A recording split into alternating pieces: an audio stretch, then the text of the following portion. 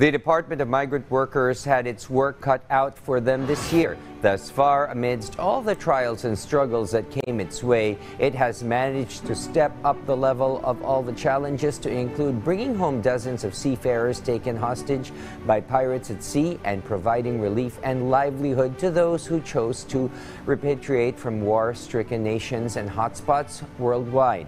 Our Noel Talakay tells us more in this report. Annabelle had worked in a salon in Kuwait for more than 2 years before she was arrested by Kuwaiti authorities. She said this put her in a difficult bind and brought her a lot of stress, even trauma. Nakulong. Wala po kaming naiuwi kahit na ano. May time po kasi na sa gabi tulog ako, umiiyak, tapos yung pag may kumakalabog, yun po, nagigising po ako. Kay had felt the sigh of relief when her husband returned to the country after the MV Transworld Navigator, where he worked as a deckhand, was attacked by Houthi rebels while sailing the Red Sea. Gusto ko siyang makita agad, sir. Tapos parang ma-comfort siya kasi grabe yung trauma nila. Immediate response to the Overseas Filipino Workers or OFW and their families' call for help is just one of the directives of President Ferdinand Marcos Jr. and the Department of Migrant Workers or DMW, together with the Overseas Workers Welfare Administration or OWA, stepped up to the plate and delivered on the President's order. Merong action fund na itinalaga.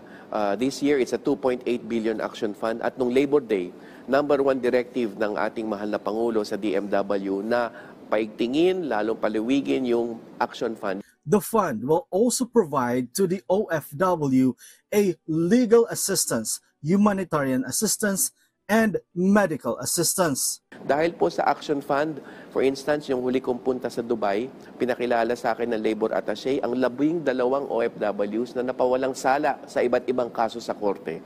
Nabigyan ng abogado at absuelto sila, different kinds of cases. It also assisted in securing the legal documents of OFW children born in the countries where their parents work. Meron tayong mga 120 na mga OFW babies ang tawag natin. Sila'y pinanganak sa ibang bansa, sa Saudi, na wala silang identity. Pero nagkaroon ng pag-aayos ng kanilang legal identity at legal papers, nakauwi sila sa ating mahal na bayan. According to the DMW data, more than 50,000 OFW had taken advantage of legal and labor assistance, while 10,000 availed of financial assistance. Moreover, the agency had provided assistance to 1,000 of OFWs after the war in Sudan broke out and in ongoing war between Israel and Hamas in Gaza. Moreover, Kakdak said that one of the agency's accomplishments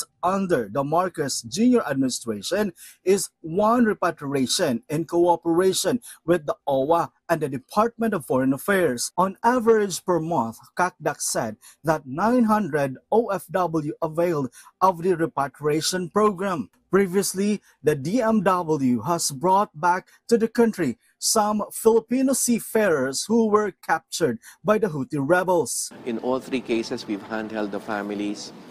We've repatriated those, at least in the 2 cases na survived. Now, however, yun nga, patuloy ang sigalot. That's why at the DMW, we also spearheaded the effort to declare that area as a warlike area. According to the Secretary, 7 to 8 Pinoy seafarers have filed their right to refuse sailing. Dapat merong maritime escort security forces ang barkong may dalang tripulanting Pilipino passing through that area. May risk and threat assessment na ibigay sa amin. To ensure OFW's income is being spent wisely, the agency created a reintegration program under the directives of President Marcos Jr. With this, several financial education programs have been conducted by the agency in cooperation with a number of financial institutions. They are being taught how to properly save their incomes on investments and business opportunities, to include skills training and other livelihood programs.